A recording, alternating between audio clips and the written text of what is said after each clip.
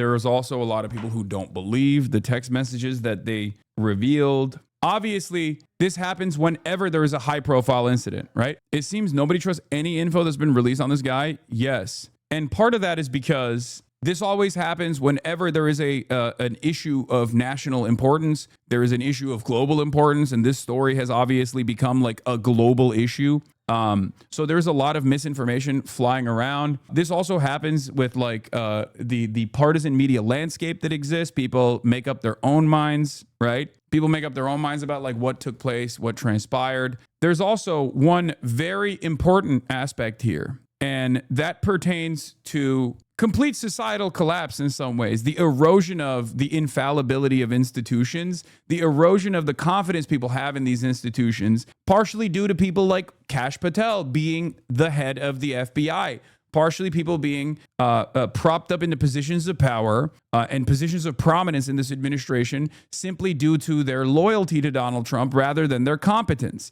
And that's specifically why a lot of people understandably are like, I don't really trust whatever you're saying. Even Republicans are having a hard time trusting what Kash Patel has said. And I think it's because, you know, Kash Patel seems very untrustworthy. And I think that is playing a role in why people are just like, I don't really know if I can trust you. And that paired up with his incompetence has led to a lot of people going, this is crazy. This is not real.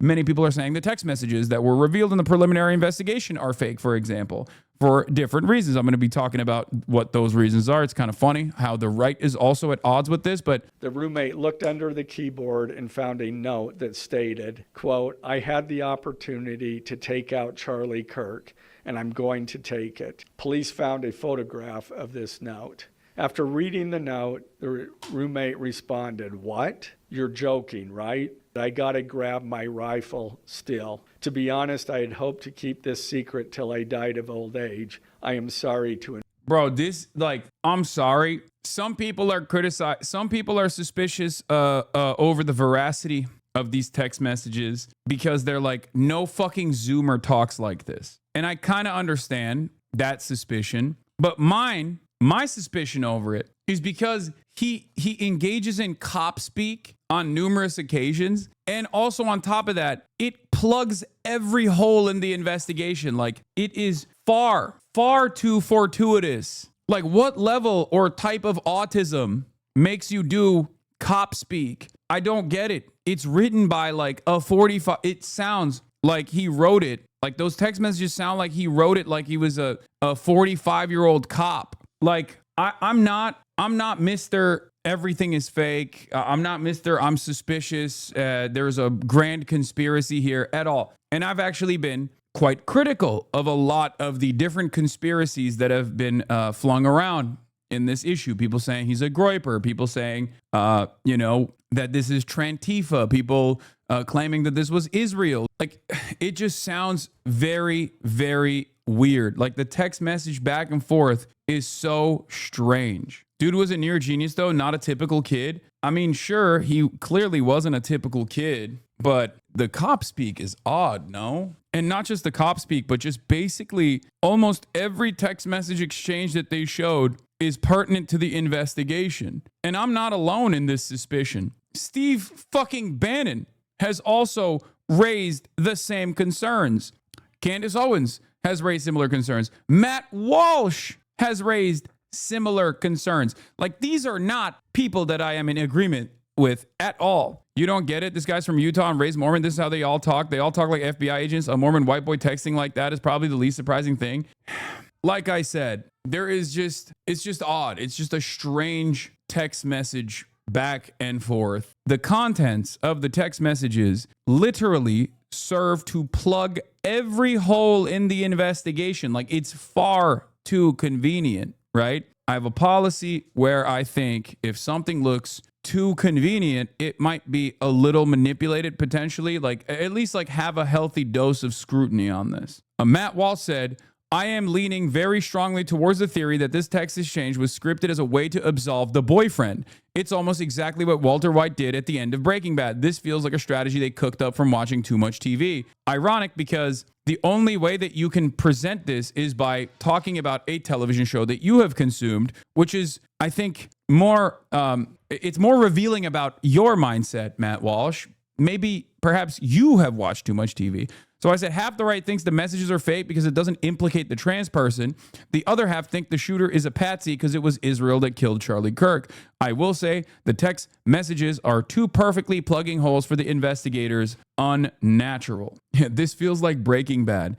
Guy who's only seen Breaking Bad. Yeah, I know it's not a back and forth. There are ellipses in the convo because it's cut together. The cop speak is consistent with his upbringing, and the rest of how he talks is consistent with being a Reddit kid. Also, the messages seem to cover all the bases because they're cut together from a longer convo and used to justify the charges. No, I understand that. I know that. That's not like an unnatural conversation that just took place like that. I know they cut the most valuable aspects of it. It's just odd. I'm not one of these guys that just like immediately says this is fake, especially because I just like, that's not how these things work. You know what I mean? There is obviously a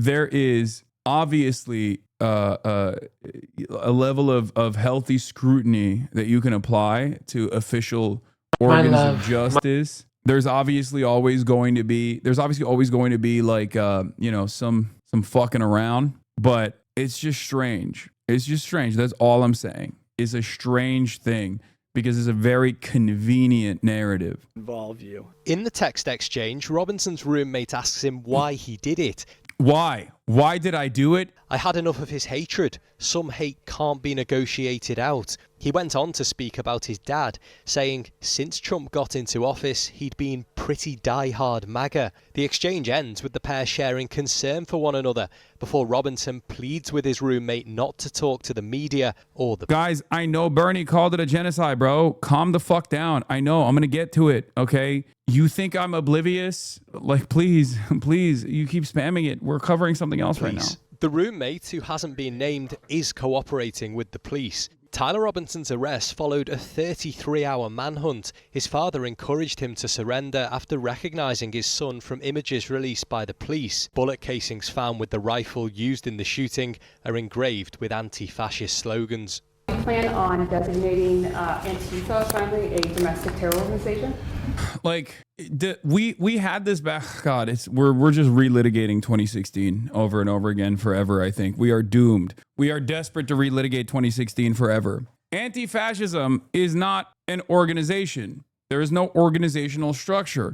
Anti-fascism is an ideology. Anti-fascism is a movement. It's an act. Okay, there is no like Antifa, and therefore there is no way to tackle it. Fascism requires organizational structure and discipline. Anti-fascism does not. There's no CEO of anti-fascism. This hasn't stopped dumbass Republicans and even some dumb liberals from going along with this narrative. And it certainly was heating up in the 2016 era, and they're basically bringing it back. Well, it's something I would do, yeah. Anti-fascist groups are increasingly the target of President Trump. It's thought his team could soon introduce an executive order to combat hate speech. He also wants to use a law known as RICO to bring racketeering charges against left-wing groups he's accused of promoting violence.